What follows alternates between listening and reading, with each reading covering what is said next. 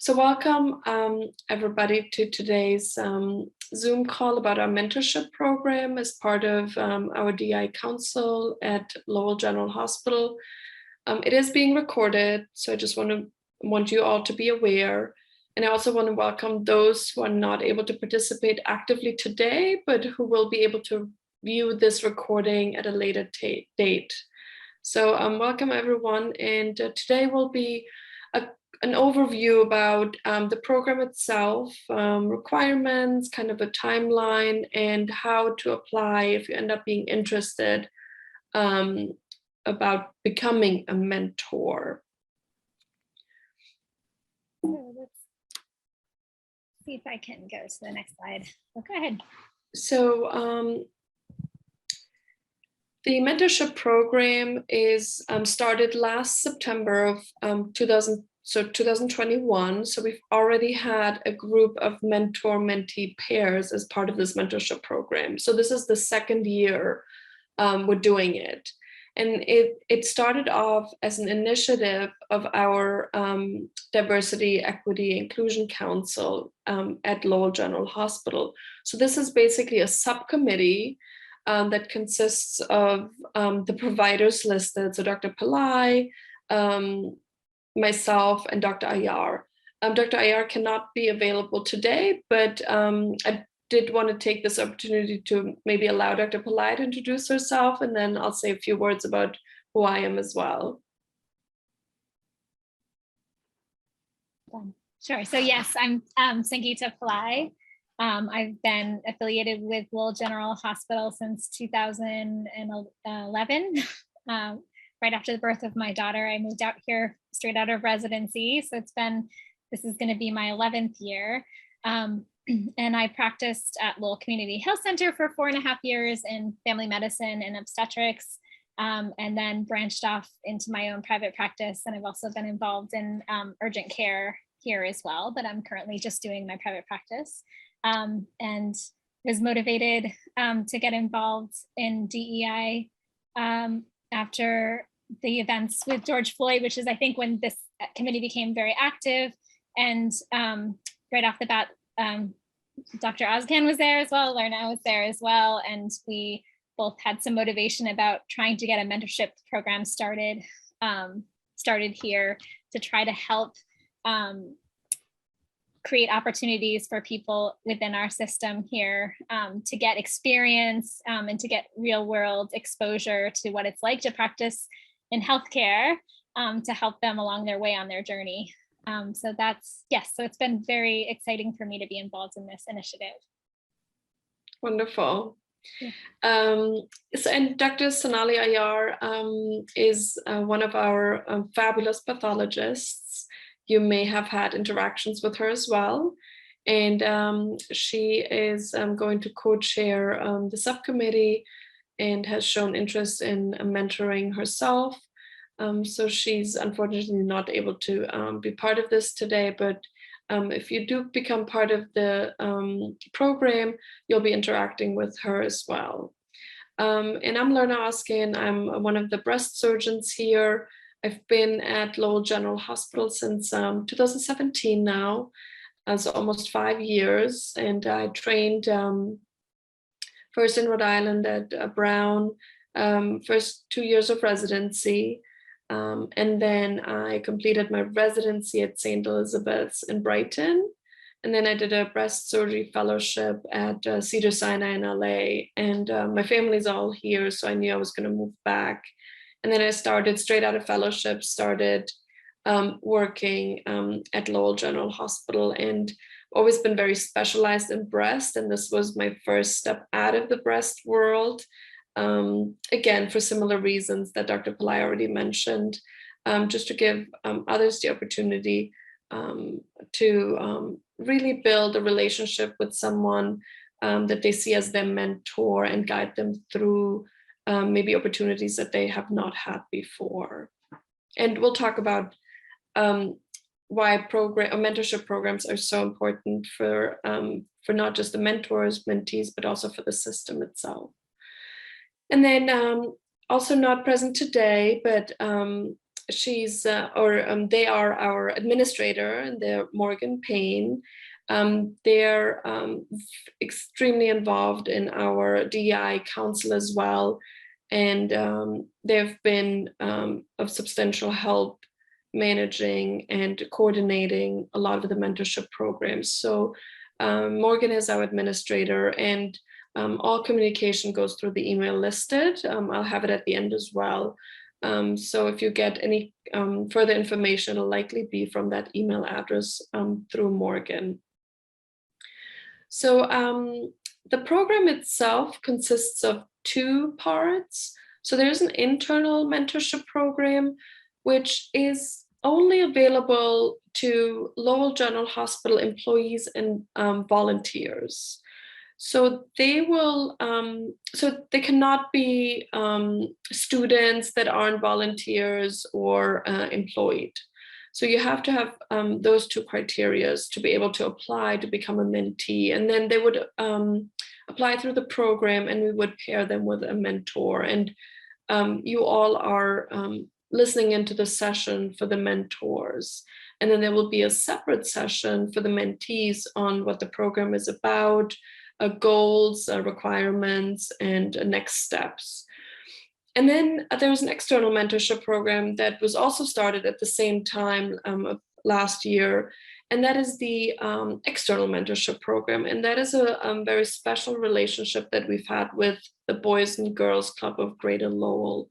Again, providers, and I'm not only talking physicians, RNs, have had the opportunity to be paired with the young teens at the Boys and Girls Club who've shown interest in possibly healthcare in general. And so we've had a close relationship with them, and we are hoping to continue that as well. We're also looking into additional relationships with teen groups in the area. So it's an opportunity for us to try to get involved even earlier in the lives of individuals in our community, to hopefully give them some of that experience as well. So that's also been a really exciting development. Right. Great. I'll get to the next slide. There you go. So as both Dr. Pillai had mentioned, for reasons why we have developed this mentoring program, but there's a few reasons. These are only a couple of those that are important that we listed. There's many more reasons about why a mentoring program is so important. First, it does promote a diverse and inclusive culture within the workplace. And that's just part of the goal of the mentoring program. It does increase morale between providers or employees in general. And it does promote a positive work environment in terms of working cooperatively together, productively, and it's really a service-oriented goal. It is increased creativity and exposure to new ideas by meeting, people outside of your group and sharing information. And interestingly, which I wasn't aware of myself, but it does increase employee retention, and probably because of all the reasons that we have just reviewed, that it's overall a very positive impact on the work environment or the workplace itself. And then, which is one of the other reasons why Dr. Pillai and I have not only become probably mentors, but maybe providers ourselves, it's the fulfillment and satisfaction of helping others. So when we trained, we were residents and we were junior residents, and then we became senior residents and chief residents. So as you're growing in your career, you just learn and love to teach and help others. And so this continues beyond our residency and fellowship programs. So I think this is another opportunity for those who aren't active in teaching to continue to help and train others. And then for personal reasons as well, it does help your career development. So it's overall a very positive impact on personal as well as on the system and those who you are mentoring.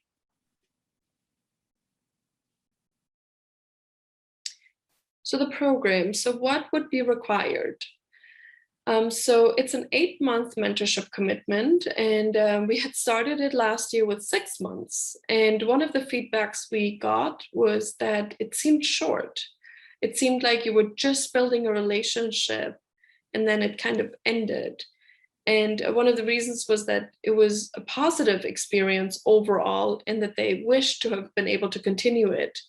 And so although we don't go beyond the 6 months or now 8 months, there's obviously always the opportunity to continue a relationship outside of the program. But the program itself is designed to be 8 months long. You will be asked to meet with your mentee about once a month, and that can be in person or virtually or a combination of both. At the beginning, it was mostly, the goal was to be in person, and then with the pandemic, things have shifted, and we were doing a lot of virtual meetings, and that's based on, the mentor-mentee pairs decision. So there's both options. In order for you to become a mentor, I think you've already met the most important requirement, and that is just being interested. So the interest itself is the most important requirement. And then there's another 1-hour training that is just part of the DI Council that is required. And it's helpful, and we've all been through the training ourselves last year. It's really helpful to understand more about what it means to become a mentor and what to pay attention for and some tips and tricks. So it's an online training, takes about 1 hour. It's pre-recorded, so it can be done on your personal time. So if you're interested, you'll be provided the link, and then you can do it at just a 1-hour training that will need to be done prior to starting the mentorship program. And then at the end of the program, there will be an online evaluation form, again, to make sure that we get the feedback that is required to continue to improve the program itself. And the subcommittee itself, together with the co-chairs and all the mentors, will have monthly Zoom meetings. It's usually, again, on Tuesday evenings. It takes about 30 to 60 minutes. And that is not a must. It's more of an opportunity to share experience, ask questions, and kind of guide each other through the mentorship program. So the only thing that is really required is the training, as well as meeting with your mentee once a month for about an hour.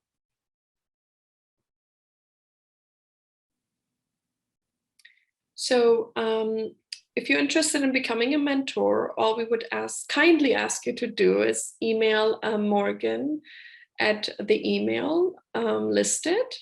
And then if you could forward them your name, your specialty, and then what specialty or career path you wish your mentee is interested in, if you have any preference. Just so we can see if we could identify an ideal mentor-mentee pair. Now, that being said, we will try to accommodate that, but it wouldn't always match perfectly. So, for example, if you're in cardiology as an RN or an administrator or a physician, and you wish to mentor someone who's interested in either just internal medicine or cardiology very specifically, this would be an important information point to share with us. And we'll try to accommodate. So the deadline is September 1st, and then we would take a month to pair and inform everyone, and then the program would start October 1st, for about 8 months. So just quickly, what do the mentees need to do? So what are their requirements? So they will have to include a resume with their application, share a reason for the application. So why are they interested in becoming a mentee? What are they looking for? What are the goals and needs of the program? Again, in a way to find the best match. And then they do a midway as well as an end of program online evaluation. So as the mentors usually just do the end of program evaluation, because we do have the monthly meetings where we can share information. The mentees usually don't. So they'll be asked to do a midway and then end of program eval. Again, if you have any questions, that's we're available now to answer them, or if they come up later, you can always email us directly as well. I had a quick question. For the external mentorship program at the Boys and Girls Club, is there additional like query screening or anything else that we would have to do? Yes, absolutely. There is more paperwork just because we're not employed. Like, we've already done that being part of Lowell General. So yes, there will be forms and some minor trainings on how to deal with teens specifically, and they have more restrictions on meetings, although in the beginning it was all, for example, we had to meet in person, and then as discussions changed and as the program evolved, we were able to do Zoom meetings as well if they were included in them, the teen pathway and the volunteer managers. So yes, there is a little bit more paperwork, but Dr. Pillai and I myself did it, and it was definitely worth it. Yes, and Boys and Girls Club is definitely a little bit more intensive in terms of their application process. But again, we kind of went through it all together that first round, so I anticipate it'll be more compact and smooth the second time around. Like I mentioned earlier, there's a good possibility we might be working with Teen Block as well in the near future, which is actually straight out of Lowell Community Health Center is where they meet. And so I've actually been having some communications with the coordinators there as well. And they sound excited about creating a relationship, and their system is a little bit less restrictive. I think they'll need like a query check as well as a minimum. But yes, there's definitely some growing opportunities there if you're interested in being involved in the external program as well. Perfect. And so to apply for those external programs right now, it's still the same process, like message Morgan by that deadline.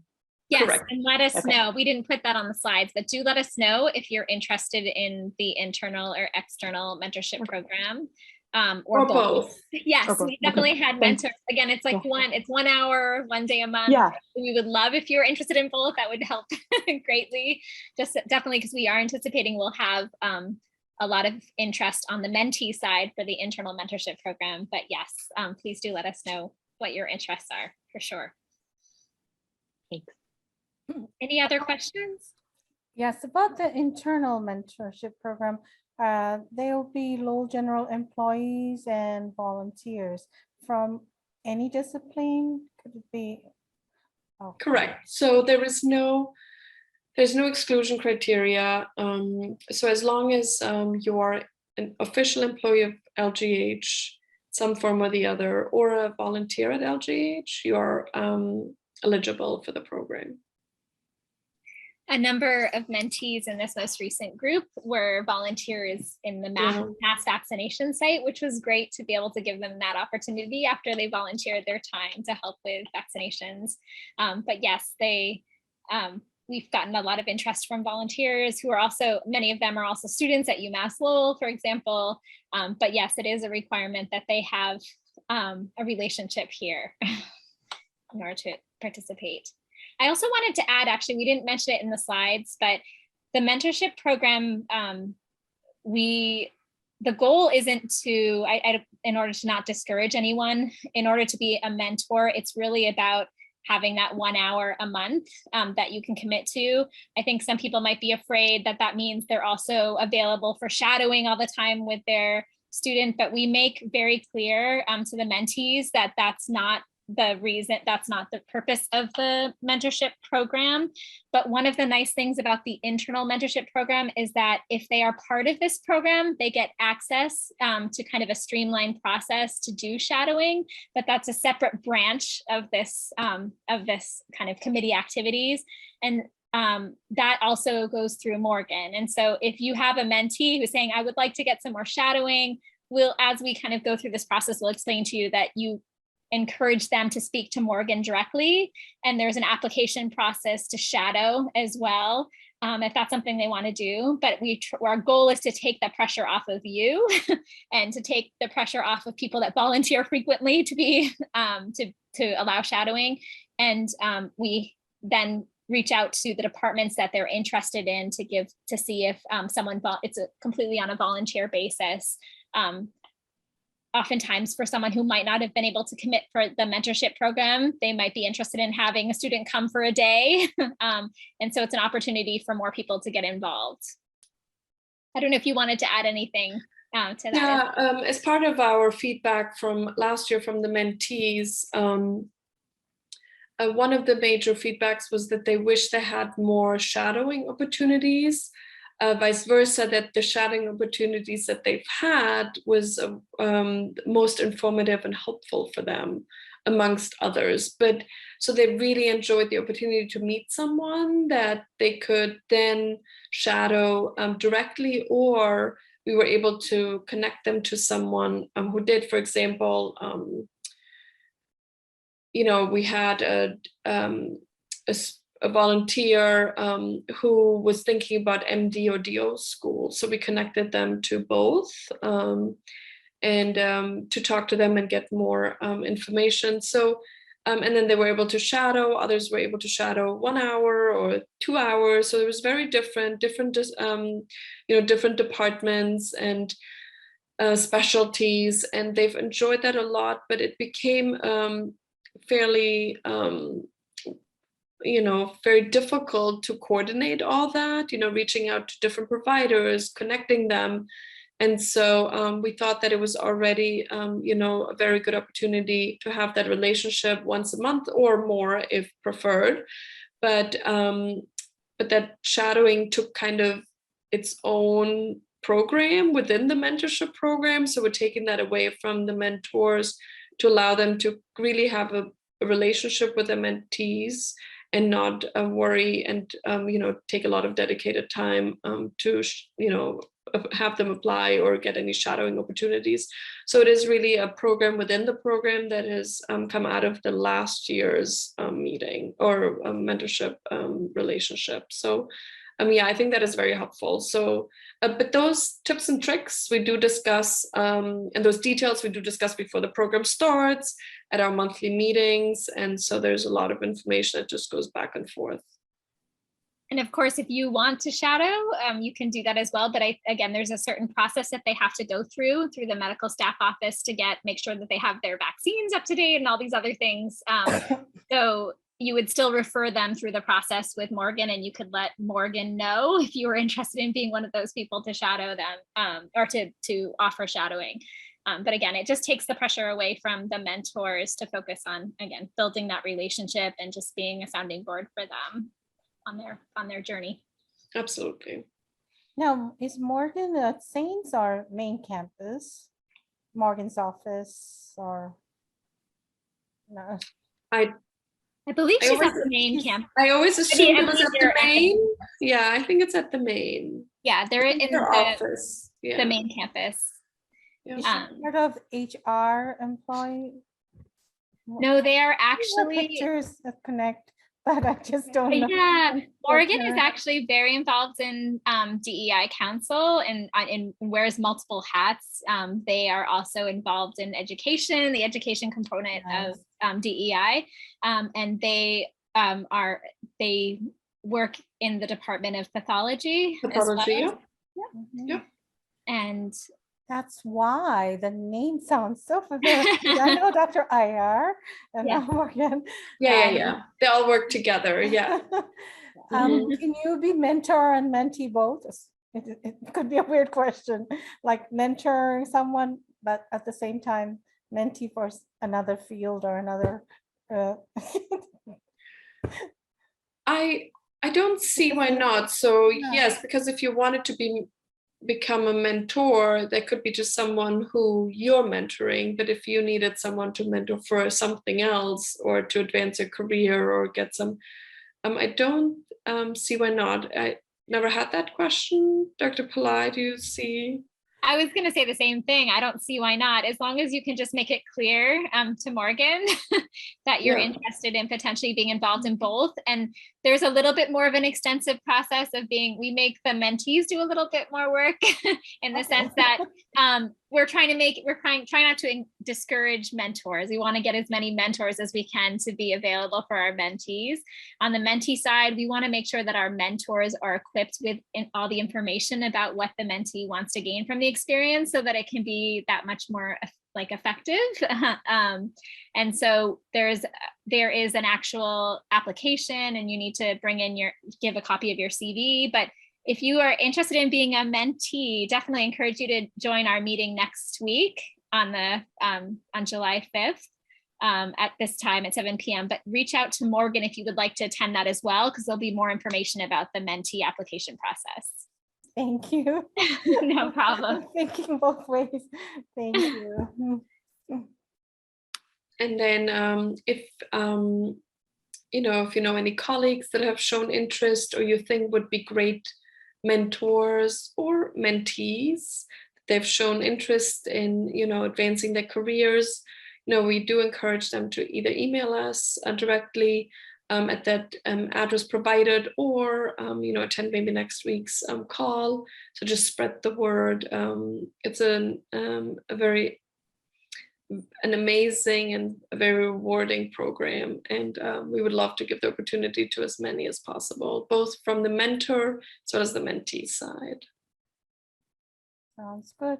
I can ask a very basic question again. I'm sure you covered, but do we have a mission for this program? There's a mission for the DI program directly, but not spelled out for the mentorship program, I believe, directly. No.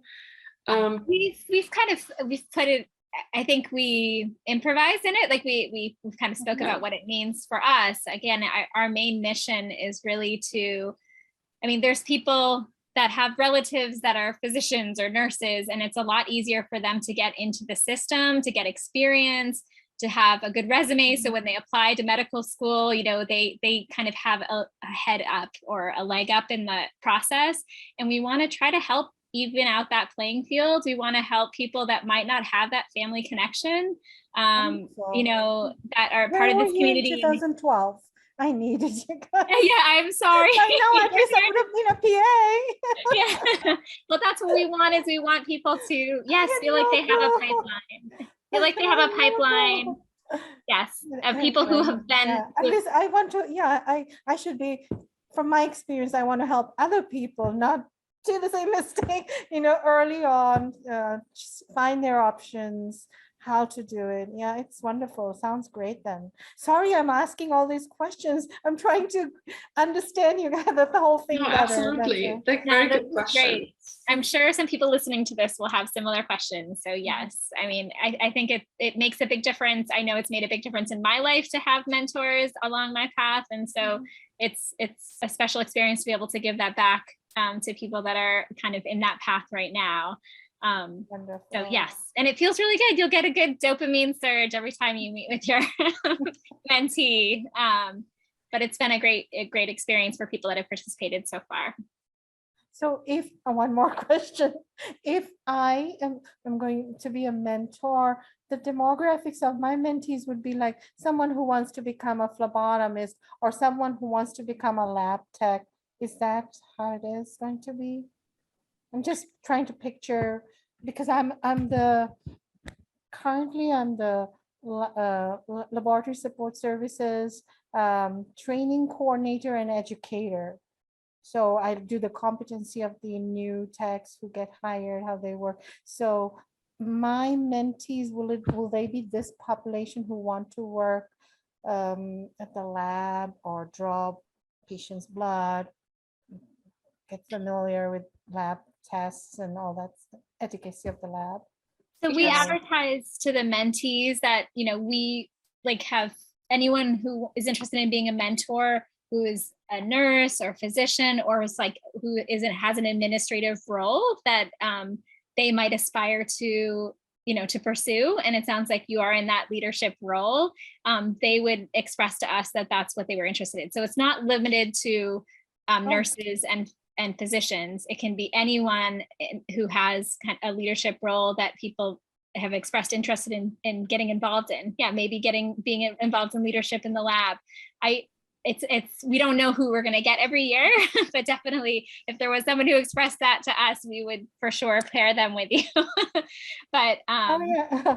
I asked so many questions. I'm just trying to get a better understanding of what I'm getting into. No problem. No problem.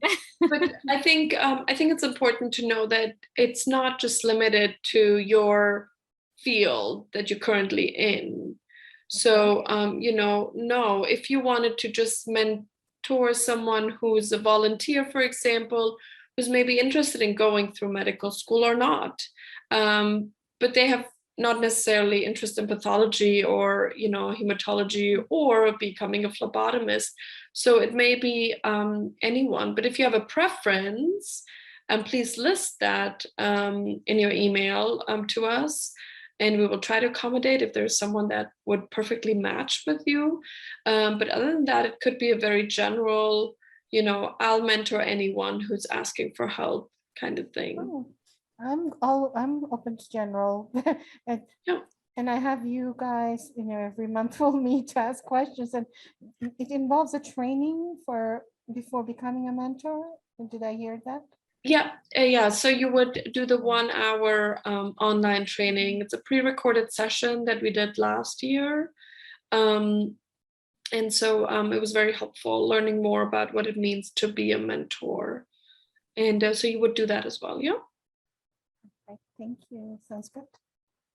Yes, just send us, again, right to mentorship@lowellgeneral.org, and then we will forward the next steps. So I don't know if you were able to catch that slide. We will have, if you would like a copy of the conversation today, just to go back to it, you can reach out to mentorship@lowellgeneral.org. We should have this put together so you can review it again in the slide about what information we'd like you to share with that email address. But again, it's essentially listing where you're located and what type of mentee, if possible, like if we find someone who matches that you might be interested in having. But again, there's no guarantee. Yes, again, there's no guarantee. It's really about who joins and what they're interested in. But we've had a few people that are like, oh, maybe I want to do medicine. I'm not sure. I want to be a nurse, or I want to be a nurse practitioner. Or a PA. There's even was a mentee that was interested in being a physical therapist, correct? Yeah. And we didn't have anyone. So that's the other thing. If you know a physical therapist is interested in being a mentor, please send them our way. Even we were talking to IT. We've had some people interested in getting in health IT. So, it's really not limited, as long as someone is in a position and they want to share the knowledge that they have. That would be great. Perfect. I'm asked. I have no preference and anything, but I thought you guys were going to match. I was thinking like that. Like it had to. In my head, I was thinking it has to match what field you're working. So no. Yeah. Perfect. I told you I ask a lot of questions. That's wonderful. That's perfectly fine. Yes. That's what we're here for. Absolutely. Any other questions? I think I asked more than my share of questions. No, it's been great. Thank you for being so interactive, for sure. Well, it's great. For your time. Yes, it was so. Thank you so much for joining us today, and thank you for those out in internet land who are listening to this. And we look forward to having a future relationship with you and helping to build this program at Lowell General. So thank you so much for your input. So great. Thank you. Thank you, everyone. Thank you. It sounds absolutely fabulous. What a program. Oh, wonderful. Thank you, Maureen. Thank you. Have a good rest of your night. Bye-bye. Good night, everyone. Bye-bye. Bye-bye.